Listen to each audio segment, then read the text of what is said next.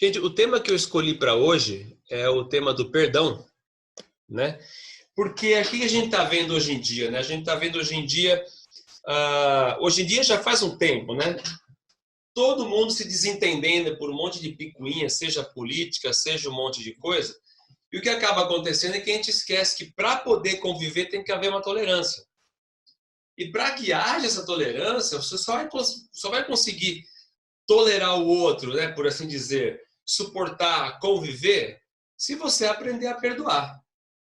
A gente já falou isso, é lógico que a gente já falou disso inúmeras, 500 vezes, mas sempre bom lembrar. Só que eu quero fazer uma retomada um pouco diferente. Lógico que esse carinha aí na foto é o mestre do perdão, ele é, né, é o mestre dos magos, né, ele é o mestre do perdão, o cara que está sempre lá de braços abertos, esperando a gente com uma paciência infinita. Mas eu quero fazer um retrospecto aqui histórico para a gente poder chegar até hoje, para que a gente possa entender as consequências seríssimas que podem ter o não perdoar. Vamos lá? Eu vou voltar aqui, ó, para esse evento aqui. Primeira Guerra Mundial. A Primeira Guerra Mundial já acabou há mais de 100 anos. Né? Já acabou há mais de 100 anos. E para quem tem alguma ideia romântica de guerra, eu faço a citação, né, que está aí já escrito: somente aqueles que nunca deram o tiro, nem ouviram os gritos e os gemidos dos feridos, é que clamam por sangue, vingança e mais desolação. A guerra é o inferno. General William Sherman. Esse cara lutou na Guerra da Secessão Americana do lado do norte. E a hora que ele botava fogo nas coisas, meio para assim, conceito de guerra total, né? Quando a guerra acabou, a Primeira Guerra Mundial acabou, a Alemanha foi a grande culpada, né, pelo evento e tal. E aí o pessoal, em 1919, quando a guerra tinha acabado, eles foram assinar um tratado de paz e colocar algumas sanções de guerra para a Alemanha, impor umas sanções de guerra para a Alemanha, quais seriam os termos desse perdão de guerra, não sei o quê. E para quem não sabe, isso que eles fizeram, o Tratado de Versalhes, ou Traité de Versailles. Minha mãe deve estar chorando agora que eu não falo francês, mas é mais ou menos assim que se fala em francês aqui, Traité de Versailles. Essa imagem aqui à direita de vocês, dá para ter uma ideia, né, que é um monte de rato roendo o Tratado de Versalhes. Por que aconteceu isso aí? Pelo seguinte, as 4 grandes potências da época lá que estavam fazendo as coisas, você tem aqui isso aqui, ó. Você tem da esquerda para a direita, tá? David Lloyd George, que era o primeiro-ministro do Reino Unido, da Inglaterra, o Vittorio Orlando, que era da Itália, o Jorge Clemenceau, que era o primeiro-ministro da França, e o presidente americano Woodrow Wilson. O que acontecia depois da Primeira Guerra Mundial? Estava todo mundo muito afim de ferrar com a Alemanha. Estava todo mundo muito bravo com a Alemanha. Foram 4 anos de desolação, 14, 15, 5 anos. 14, 15, 16, 17, 18 de guerras praticamente, né? Aquele negócio de trincheira. Morreram mais de 10 milhões de pessoas na Primeira Guerra Mundial. Os Estados Unidos foi, eu acho, o último, se não um dos últimos, mas o último país a entrar na guerra, né? Foi chamada por um monte de coisa. E na hora de fazer esse tratado de Versalhes, o Woodrow Wilson, o presidente americano, propôs 14 pontos, pensando numa coisa mais igualitária, mais equânime e que promovesse algum tipo de uma paz mais duradoura. Ele queria que os termos que fossem aplicados à Alemanha não fossem tão duros, tão rígidos. Porque cobraram assim muito dinheiro da Alemanha. A Alemanha não podia mais ter força aérea, a Alemanha não podia mais ter marinha, a Alemanha não podia mais ter... Assim, foi tão humilhante o Tratado de Versalhes que o cara da Alemanha que foi lá assinar, mesmo tentando, agora não lembro o nome dele, mesmo tentando, né, alguma coisa para a Alemanha, mas teve que ceder aos termos das outras nações, ele foi assassinado. Um ano depois, nem isso, por gente do exército, de tão humilhados que os os militares alemães ficaram. Entre os termos aqui que o Woodrow propunha, eu citei aqui, botei aqui em vermelho 2, 3, e o 14º ponto, que eram os 14 pontos de Wilson, né? O 14º ponto já começava a propor uma ideia do que mais tarde viria a ser a ONU, que ele propôs a Liga das Nações. O que era a Liga das Nações? Era um lugar onde você poderia trazer os problemas tipo de guerra, fronteira, sem ter que partir para a guerra. A Liga das Nações foi feita, mas não durou muito, não deu muito certo, foi logo extinta. Mas qual que é o grande problema de tudo isso? Aonde vai entrar o perdão aí? Ninguém perdoou a Alemanha.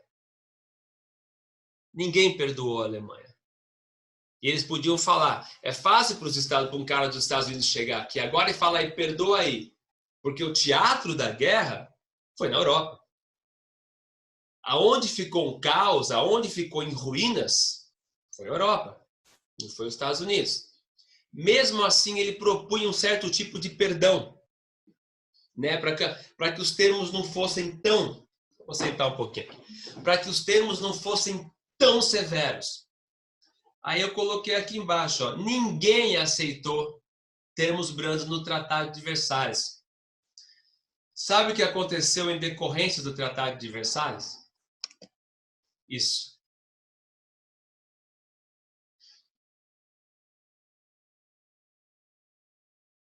Foi isso que aconteceu pelo não exercício do perdão. Porque a Alemanha ficou literalmente de joelhos, sem dinheiro, com uma inflação astronômica. Tinha piada, né, que o cara levava um carrinho de mão cheio de dinheiro para comprar pão e trazia o dinheiro e o pão, que ele trocava o carrinho pelo pão, porque o dinheiro não valia mais nada, os marcos alemães não valiam mais nada. Então, esse cara apareceu, esse cara veio das trevas, né? Teve mais uma chance de reencarnação. Olha o perdão divino como é que é. Lógico que ele não soube aproveitar, se transformou nisso que todo mundo conhece, que é o símbolo do mal encarnado na Terra até hoje. Nada tem um símbolo tão forte do lado negro quanto aquele símbolo ali que é a suástica e esse cara que vocês estão vendo aí.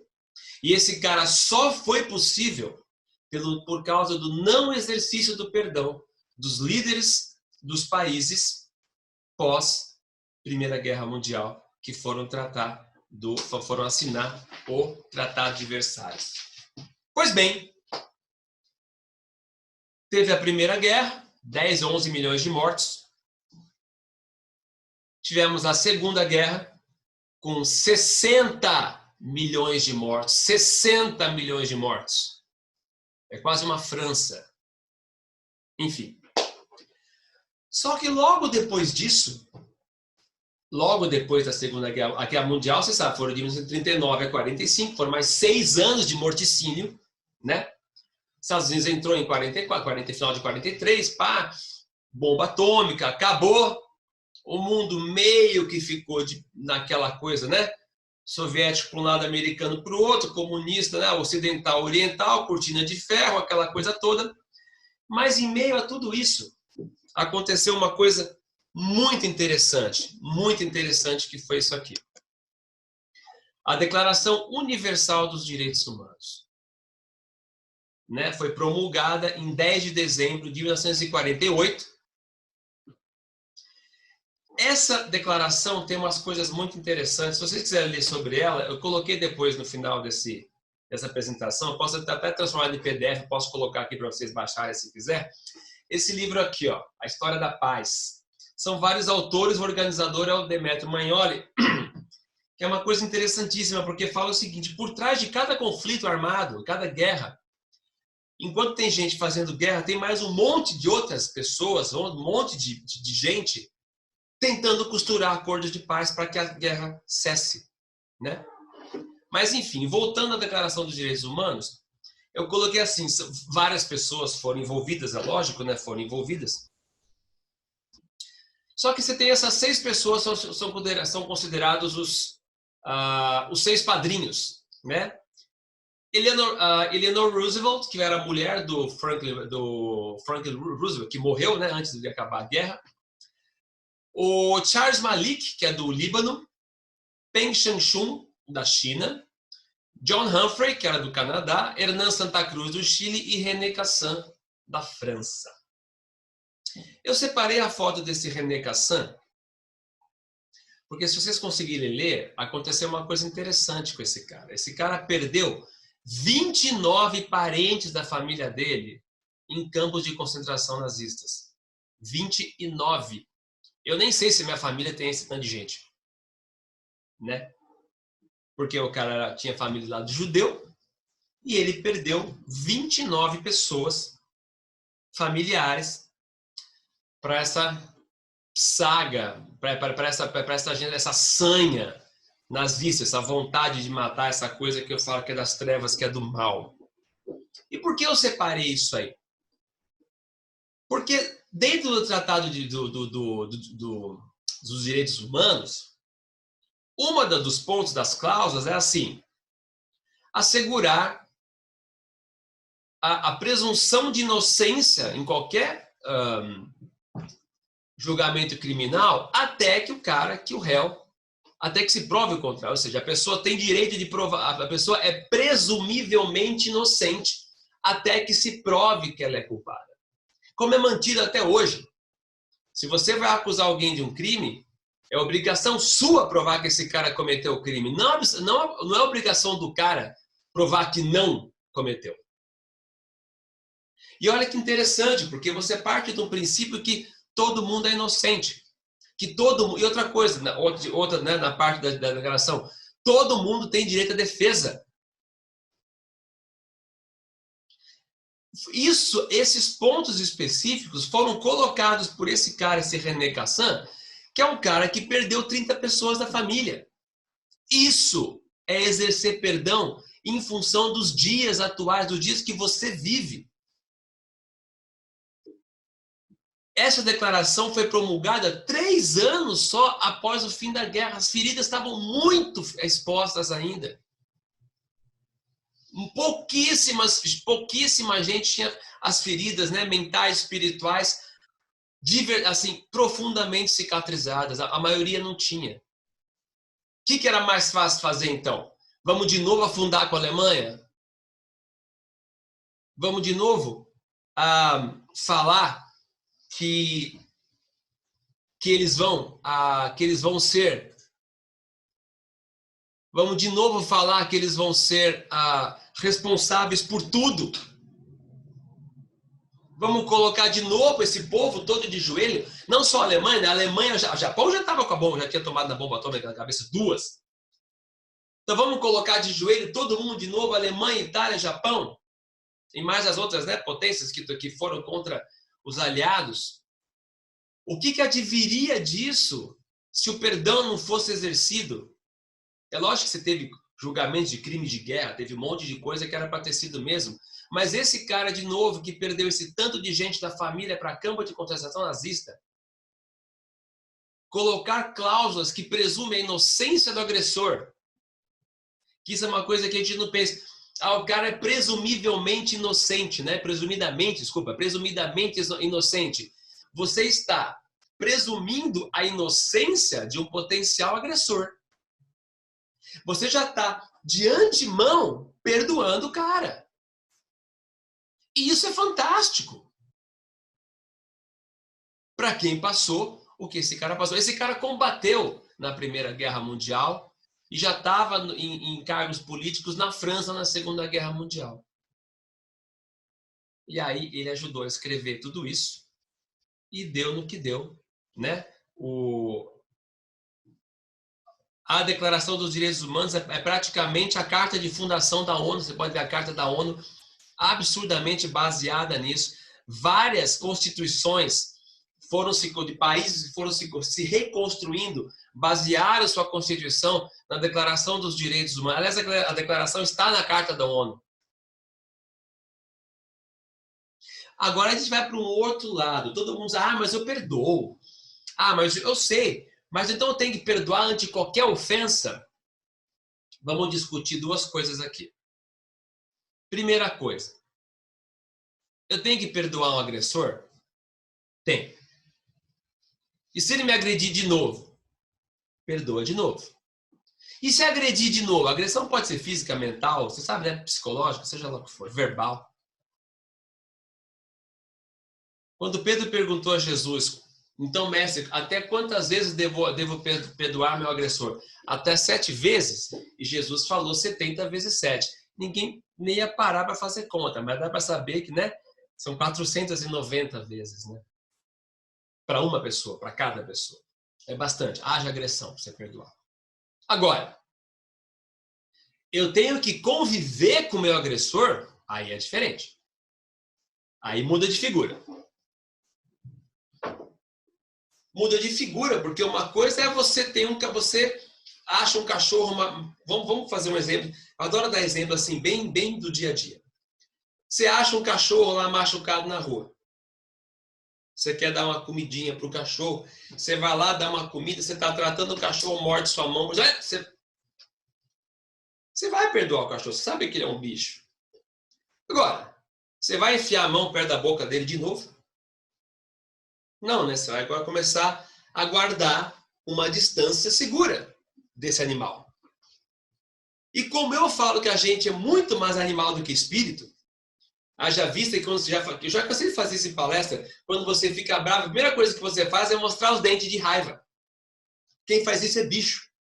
Lobo faz isso. Leopardo faz isso. Um cachorro bravo faz isso. Gato bravo faz isso. E a gente que é bicho também faz isso.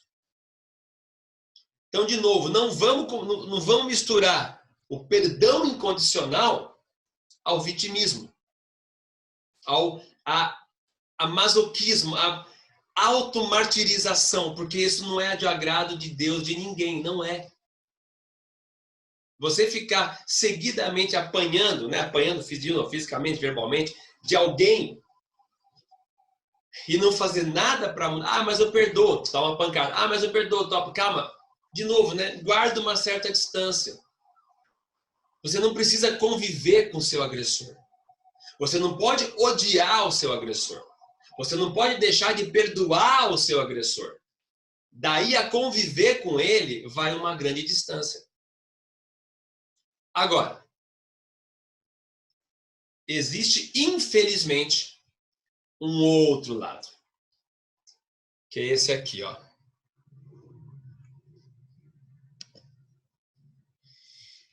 E os que não perdoam? Aí o buraco é bem mais embaixo. Aí o buraco é bem mais embaixo. O que fala no texto aqui? Aliás, esse texto está nesse livro aqui, ó. Dias Melhores, tá? Do irmão José e psicografado pelo Bacelli. Eu coloquei aí uma síntese, mas é isso aqui, ó. A fim de não perderem, desculpa, a fim de não perderem a condição de vítima aos que não perdoam. Ou seja, é aquele vitimismo exacerbado de alguém que não quer. Não, eu quero ser vítima para sempre. De caso pensado, negam ao ofensor a oportunidade da reparação. Isso é horrível. Que uma coisa é, eu devo, beleza. Me dá a chance de te pagar, cara. Imagina se você empresta dinheiro para uma pessoa, o cara quer devolver, você não aceita, mas fala que ele te deve, espalha para todo mundo que ele te deve grana. De novo, exemplos do dia a dia. Não é assim? Hã? Não é assim que acontece? Você empresta dinheiro para um camarada,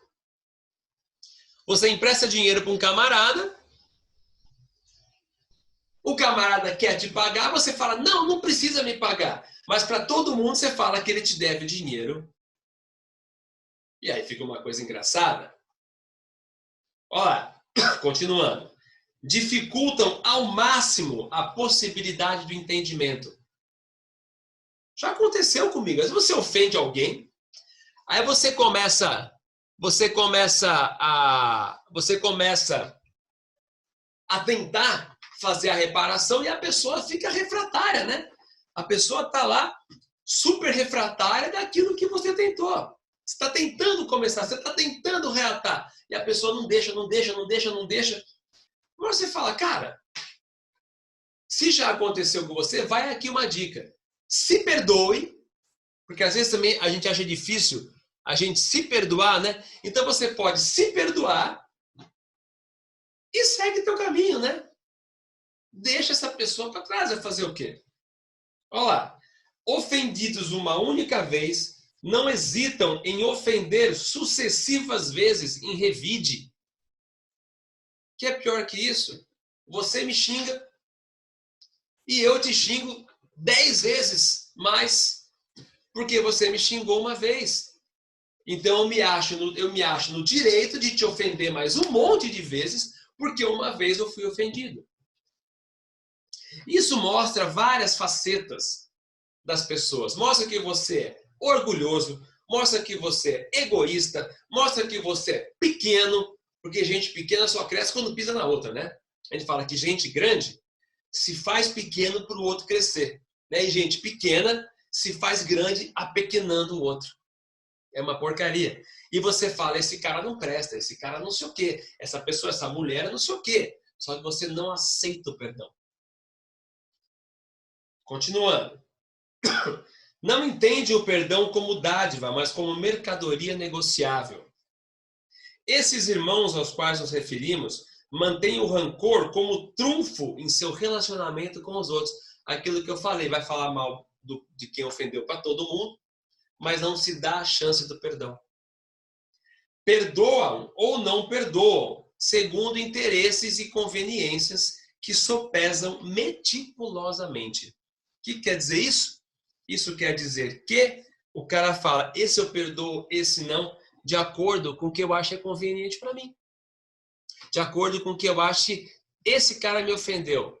Ah, mas ele é muito bacana, ou ele é muito rico, ou ele pode me dar muita coisa, então eu vou perdoar.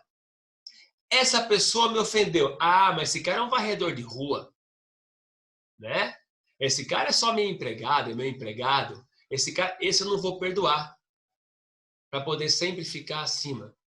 Isso é de uma pequenez que não tem tamanho. Não tem tamanho. Então já vou começar a encerrar aqui, que a gente aprendeu aqui então desde hoje. Olha o problema que você pode arrumar pela falta de perdão. A Segunda Guerra Mundial, cara, é um exemplo claro. Por todos os princípios econômicos, políticos, não sei o quê. Se mais gente exercitasse um pouco do perdão, quem sabe a gente não teria tido a Segunda Guerra Mundial e a ascensão do nazismo. Vai saber. Só Deus o sabe, né? Só Deus sabe. E aqui, gente, para poder acabar, obrigado, Jesus, pelas incontáveis segundas chances. E só quem perdoa que nem ele, 7.000 vezes 7, 70 elevado à 15ª potência, vai saber quantas vezes, porque a gente não para de fazer bobagem. Você acha que você não ofende ninguém, mas às vezes um pensamento seu está ofendendo Deus, está ofendendo Jesus. E ele está te perdoando todo santo dia e está lá assim, ó. Vem, filho, vem, meu irmão, estou aqui te esperando. Segue reto no caminho, cara, é difícil, mas dá. A porta é estreita, mas você vai conseguir passar. Ele fala, eu tenho fé em você, eu acredito em você. Se não acreditasse, não deixava a gente reencarnar. Se Jesus não acreditasse, ele como governador da Terra, não deixava a gente nem tentar. Ficava lá nas trevas, do lugar onde a gente ficava em outro planeta, em setor evolutivo de homem das trevas, homem das cavernas, e ficava lá. A gente está aqui, chance após chance, segunda chance e outra segunda chance e milhares de segundas chances que ele faz e a gente não perdoa. Por isso tem que tomar muito cuidado quando for fazer o Pai Nosso, inclusive agora, nos próximos segundos, quando você fala perdoai as nossas ofensas, assim como nós perdoamos aqueles que nos têm ofendido. A gente perdoa de verdade. Presta atenção. Prestem atenção. Certo?